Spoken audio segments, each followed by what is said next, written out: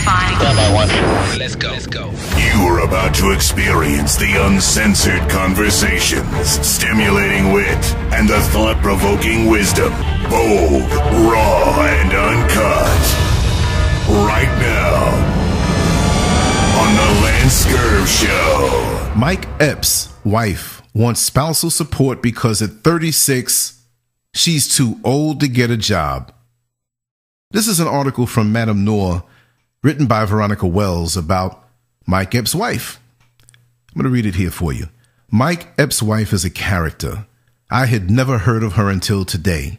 But I don't have to know her to know that someone who would make the claims that she has is a character indeed. According to TMZ, Mechelle Epps is requesting $109,036 per month in support from her estranged husband. Mechelle claims Mike makes $3.5 million every year, but has recently cut her off from bank accounts and credit cards, leaving her with zero income. Documents state that her husband never wanted her to work during the marriage, and now, as a result, she can't get a job because she's too old. Mechelle is 36. In documents, Mechelle said she spends several $1,000s a month on shoes and clothes for their 10 and 12-year-old girls.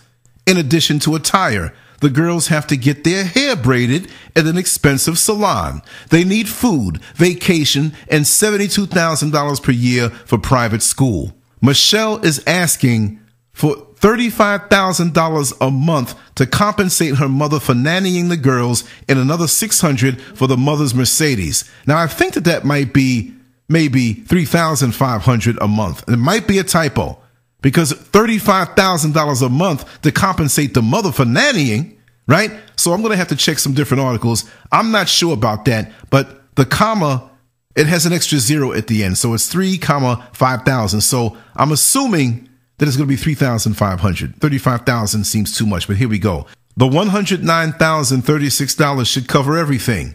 Mechelle also wants sole possession of the house. Mike Epps was the one to file for divorce in January of 2016, but the couple have yet to reach a final agreement. There's no doubt in my mind that just being married to someone like Mike Epps would entitle you to some money, but mostly child support. Plus the fact that she positioned herself as too old to work might not bode too well for her in front of a family court judge. I think so. This can go many different ways, and I don't know the details of it, but why are we as black people just so quick to tear each other down publicly? I know that maybe there's no other way to resolve this, but why are we bringing our stuff to the courts? What happened to building legacies? What happened to the respect? What happened to discretion? Is this what it's all about? And I don't know the inner workings, because like the young lady who wrote the article said, this is the first time she heard of Mike Epps' wife. I mean, I know he had a wife, but we don't really ramble through people's business like that. We enjoy the stars for who they are and the entertainment that they bring us. But when stuff like this happens, paparazzi and the bloggers and, you know, people can say, people like me, you know, we rummage through what's left and we pick at it and we talk about it. And, you know, my thing is that I try to learn from these situations. Like, where did it all go wrong? Where did we go wrong? Right? So, you know, I always come with an angle. But for me, it's like this. Why are you saying you're too old to work? You're only 36 years old. You know, talk to your grandmother. Girl, you just living life. You ain't too old to work. You just starting. And I don't think Mike Epps, I don't know him, but I don't think he would be someone who would be that crazy and not help his kids along as he's supposed to. But too many women milk the situation. Now, yes, keep the children in the standard of living that they've always been accustomed to. But you also have to compensate your wife. You have kids together, so you've been together long enough. The timeline tells me that. But keep her comfortable to a point, but she's going to have to fend for herself. Too old to work, so you're saying you're just dead weight. And possibly this might be the reason why he divorced her anyway. Maybe he was in position to say, you know what, sweetheart, I'm gunning for this. I'm gunning for that. I'm trying this. I'm in the industry. I'm doing quite well. I'm making good money.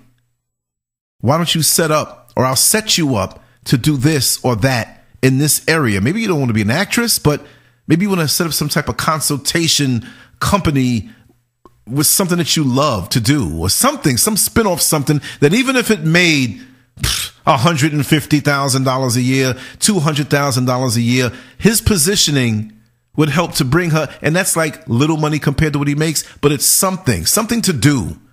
Those 6 or 7 or 8 hours that you have nothing to do, which you have young kids, so it's always something to do, but create something that we wouldn't be able to create if I wasn't in position.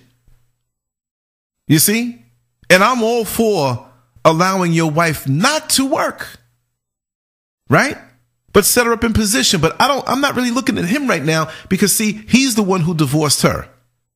For what reason, I don't know, but it seems as though, to me, if I took a wild guess, she was dead weight. She was just about, well, you know, sit here. And yes, if he wanted that, all well and dandy.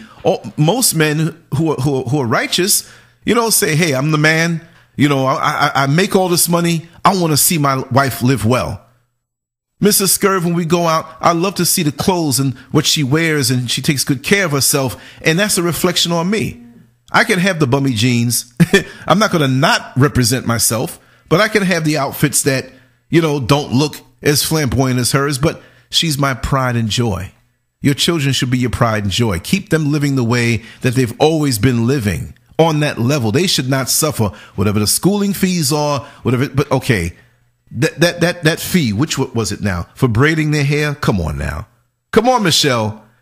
Put the TV on, get them some popcorn or some snacks, or go out on the front steps and you sit down, let them sit down between your legs facing out, and you braid them cheerin's hair. You do not need. Let me see, how much is it now? Oh, they didn't say the amount, but in addition to a tie, the girls have to get their hair braided at an expensive salon. An expensive, you specified expensive salon. Come on now. Braids are braids. The best braiding jobs I've seen are even in the hood. You got no money? It's like, hey, girl, we're going to hook this up. And your pride and joy is looking so nice when they, you know, play out in the front. Right? Come on. Now, see, look at the words. They have to get their hair braided at an expensive salon. Maybe she was instrumental in helping him to get where he is. And if that's the case, give it a half. Give her the, you know, 2/3. I give that much. I'm not a simp. You know what I mean? But, you know, do right. You have kids. Let them live. But you can't choke yourself off either. And there also has to be a limitation. But then again, like I said, for her to say that I'm too old to work shows me that you weren't really instrumental in maybe building him up. But I'm not going to touch that until the details come out, because somebody who might know a little bit about the situation will come at me and say, Scurv, you're wrong. So I'll leave that part alone. But for her to say that about I'm too old to work is an insult to all the people out here who are working at 40, at 50, at 60, at 70.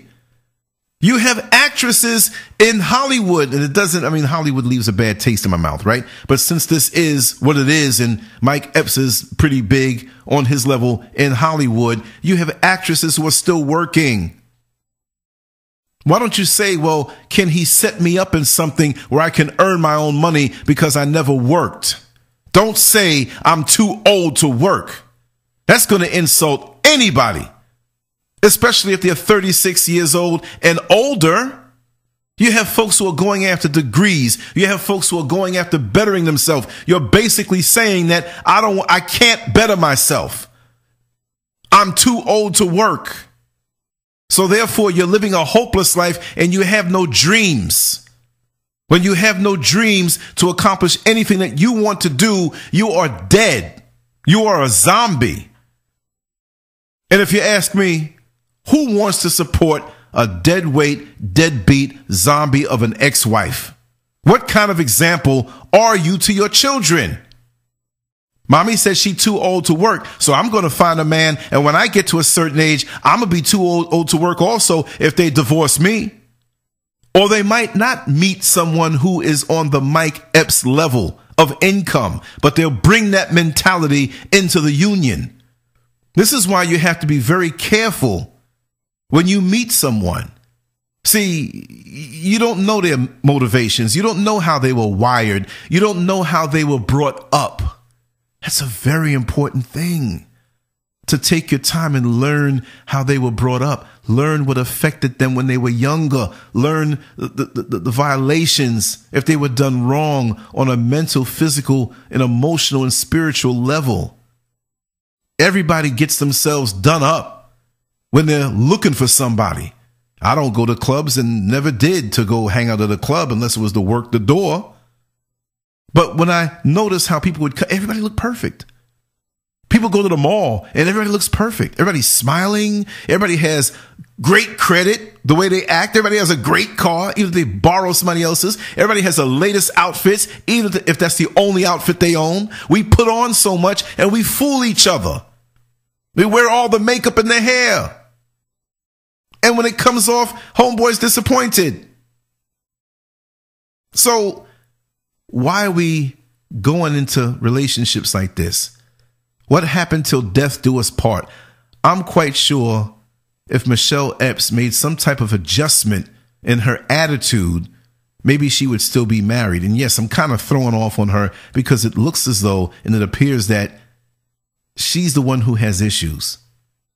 If there was something else going on, trust me, the way she stated this and put herself out there, she would have stated it. That, oh, my husband hit me, or he was cheating on me, or he was doing this. She would ask for more. I do believe that she's not responsible with money. I do believe that maybe she's not as motivated as a person. Duh. You figure? You guess? So I guess this is one of the reasons why I factored into him divorcing her. But this is the thing. No man wants to take care of a deadbeat. And what happened to building a legacy? What happened to the long term? Too many of us jump into relationships without really investing the time to know what we are getting involved with. And it's a messy situation when things fall apart. And it's not just relationships as far as getting married. It's friendships. It's unions, business partnerships, all kinds of relationships. When it ends because it's something foolish or something that you should have had the wisdom to know. Well, you know, when we're younger, we don't always know. But I know one thing, whether you agree with my words or not, you will agree with this one thing. When you look back on things that you've been involved in that didn't work out, you always say to yourself, if I knew then what I knew now, I would have been better off.